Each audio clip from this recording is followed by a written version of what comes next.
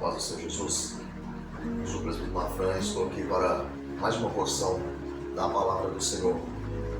Quero ler juntos com vocês esse dia em Gênesis, livro de Gênesis, capítulo 34, versículo 25. Apenas 3 versículos da palavra do Senhor, para nós meditarmos um pouco nesse dia. Leamos a palavra do Senhor que diz: e aconteceu que, ao terceiro dia, quando estavam com a mais violenta dor, os 2 filhos de Jacó, Simeão e Levi, irmãos de Diná, tomaram cada um a sua espada e entraram afoitamente na cidade e mataram todo o macho. Mataram também ao filho da espada, Aemor, e a seu filho Siquém, e tomaram a Diná,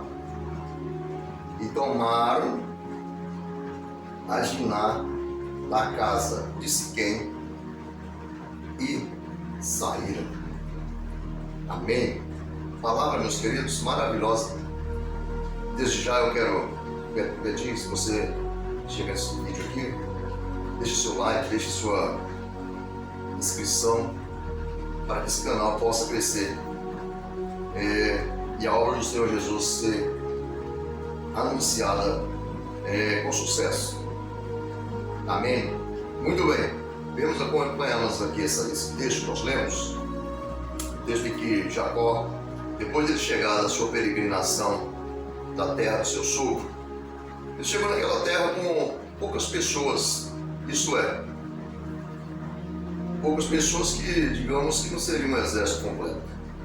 Não tinha um exército a seu favor para lutar se houvesse necessidade, porque ali ele não estava para esse fim. Mas chegando ali, a filha dele foram passear por aquelas terras ali para conhecer. E aquele príncipe daquela terra, filho daquele moço, aquele rei, se engraçou com a irmã deles. E não era lícito que Israel misturasse com outras nações. E então aquele homem pegou aquela moça, filho de Jacó, e levou para a casa dele.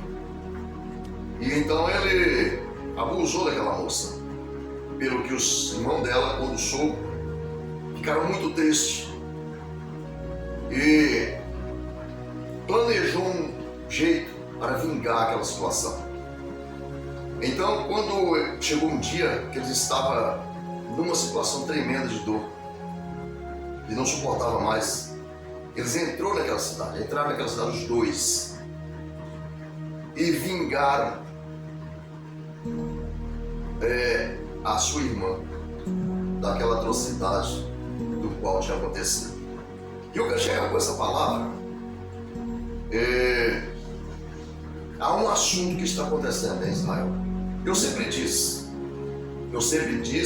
e eu creio dessa forma, de que Israel é o país favorito do mundo.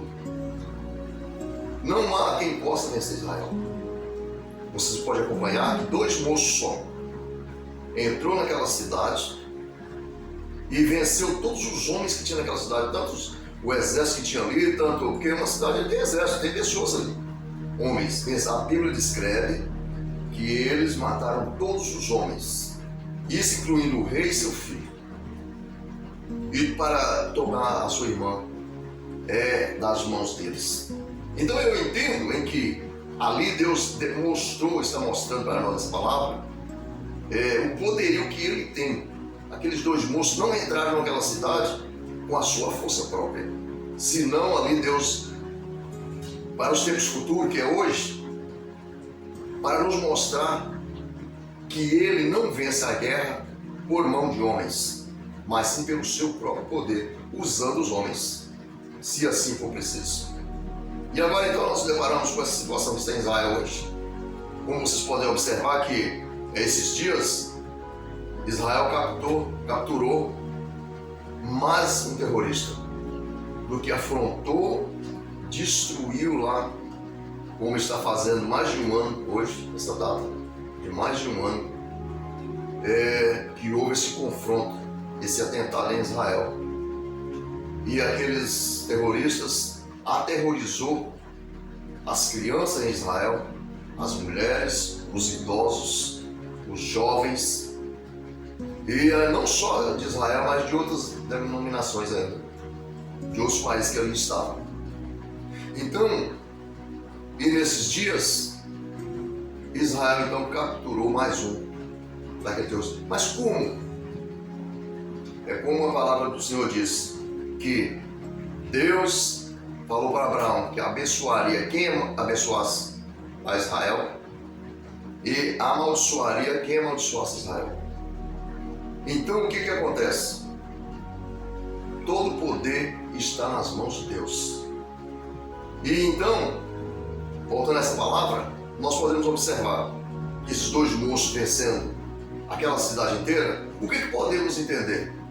O que nós podemos entender é que dois homens só, se destruir tudo em Israel e ficar tão somente dois homens em Israel, esses dois homens é capaz de destruir todo esse planeta Terra. Pode parecer palavras chulas, pode parecer palavras loucas, palavras tolas. Não. Toda a humanidade é convidada a observar e crer dessa forma, dessa maneira. Porque esses dois homens não lutam sozinhos. Esses dois homens não lutam com suas próprias mãos. É o poder de Deus que está sobre esses dois homens, o qual eu estou referindo aqui, fazendo uma comparação. Por quê? Se no tempo passado, um anjo só do Senhor destruiu numa só noite 185 mil soldados. Agora vocês param para imaginar. Mas nós sabemos que Israel um dia vai ser sitiado. Israel um dia vai ser, pelos homens, condenado à morte, à destruição, à aniquilação por completa. Mas aí é que está o negócio. Aí o próprio Deus virá. Jesus virá no monte chamado das Oliveiras. E ali ele vai aniquilar todos os inimigos de Israel. Então Israel é um país invencível. Não tem como vencer Israel. É como Israel é a igreja de Cristo. É considerada a igreja de Cristo. A igreja de Cristo na terra é invencível, não tem como vencer. Ainda que tentar destruir, não consegue. Porque ela tem dono, não é? A igreja não peleja por si própria. Quem peleja pela igreja é o próprio Cristo. Sendo que a igreja, ela é nascida provenientemente de Israel, dos judeus. É o que descreve, a salvação vem dos judeus. Porque Jesus era judeu. Então Deus preparou Jesus como homem para que então aniquilasse o pecado e colocasse as nações com o mesmo direito de Israel, mas não para pelejar contra Israel, e sim para orar por Israel, orar pela Jerusalém, pela paz de Jerusalém. Eu confesso com a minha boca, não sendo hipócrita, que Israel é o meu povo, é a minha família. Eu sou apaixonado por Israel. E eu acredito que todos que amam Israel e que amam a Deus e que temem a Deus são apaixonados por Israel, por causa da história de Israel. Uma história única, de que nunca houve na terra e não haverá povo semelhante a esse povo, em que a promessa de Deus está sobre eles. Por mais que eles, muitos deles, ou a maioria, não conhecem a Jesus, não têm força, não entendem o que é acreditar em Jesus, confiar. Mas Deus não precisa da crença de Israel ou da crença dos judeus para proteger Israel, porque é promessa de Deus. Então Deus tem a promessa de proteger Israel, guardar Israel, por amor ao seu próprio nome. E então é em vão lutar contra Israel. Todos nós devemos estarmos com o coração voltado para Israel, para que porventura as outras nações se beneficiam das bênçãos que Deus derrama sobre a terra, sobre todos nós. Então está aqui esse texto de que os dois filhos de Jacó, Deus usou os dois filhos para iniciar o seu grande poder na terra, mostrando para as nações do que ele é capaz de fazer.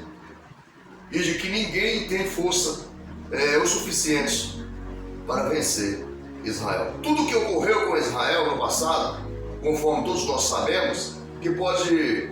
Porque a palavra de Deus, ela é um poço sem fundo, sem fim. Não tem como você puxar toda a água. Como você vai puxando a água, vai aparecer mais água. Então a palavra é bem assim. O que acontece? Pode alguém ousar dizer, mas então por que eles foram sacrificados no passado? Porque Deus permitiu daquela forma, para tempos depois mostrar às nações o poderio que ele tinha. Em 6 dias, Israel unificou novamente as suas cidades, o seu poderio, e venceu todos os reinos que estavam ao redor dele, que se chama a Guerra dos 6 Dias. Então, Deus, muitas das vezes, para a sua vida, para a minha vida, para a vida da humanidade, Deus muitas vezes permite você sofrer uma atrocidade para, através de você, livrar outras pessoas para que não caia naquilo que você caiu, para que você aprenda, para que nós aprendamos alguma coisa com aquilo que nós passamos. Assim é o trabalhar de Deus. Deus não trabalha conforme o nosso querer, e sim como o querer dele nas nossas vidas, mediante, aleluias, muitas das vezes, os nossos pensamentos.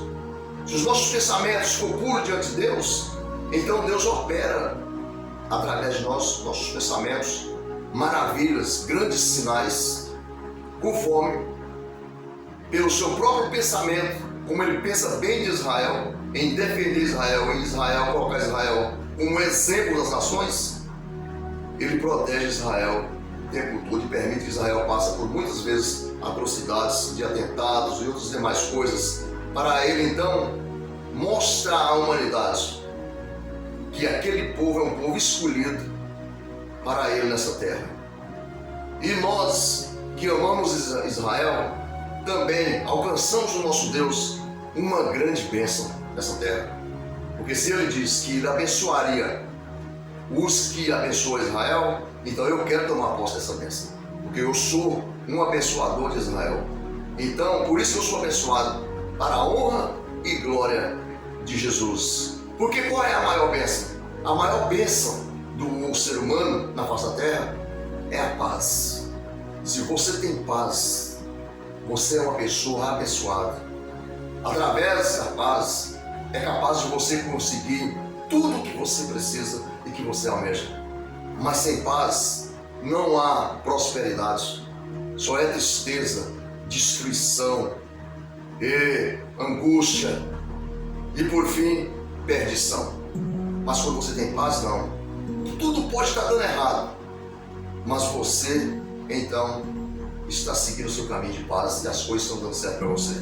Aí fica aqui, então, esse texto contexto de aqueles 2 jovens só encontraram paz depois que eles, então, realizaram o seu sonho, que era tirar a sua irmã daquela perdição. No versículo final, ou no penúltimo versículo que nós lemos desse texto, nós observamos a preocupação de Jacó, dizendo para eles: olha, mas vocês me conturbaram fazendo isso, porque eu sou pequeno povo, nós somos pequeno povo, pode ser que as nações então aqui de volta vai nos destruir. E a resposta deles foi essa. E eles disseram: faria pois ele nossa irmã como a uma prostituta? Então, meus amigos, é isso aí. Aqueles 2 moços cuidaram da família deles, que era a irmã e a própria casa, dando honra. E isso foi, aleluia, não descreve agradável aqui diante de Deus, mas como vinha de Deus isso aqui, Deus proveu o escape. A Bíblia diz que Deus colocou o temor sobre todas aquelas nações.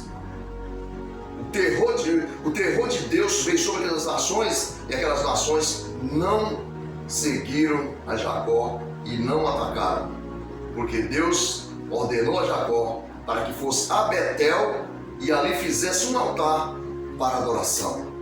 Então, quando nós obedecemos o nosso Deus, que nós temos no nosso coração o desejo de adorar a Deus e amar o seu povo Israel, o Senhor nos livra de todo mal, nos deu escape e, sem dúvida alguma, a nossa história ela é escrita de uma maneira tão maravilhosa que quem nos vê e quem sabe do que aconteceu conosco se maravilha, se alegra e então seja fortalecido através da nossa posição diante de Deus, da nossa decisão e do nosso objetivo tomar nos nossos corações, que é servir unicamente, exclusivamente o nosso Deus.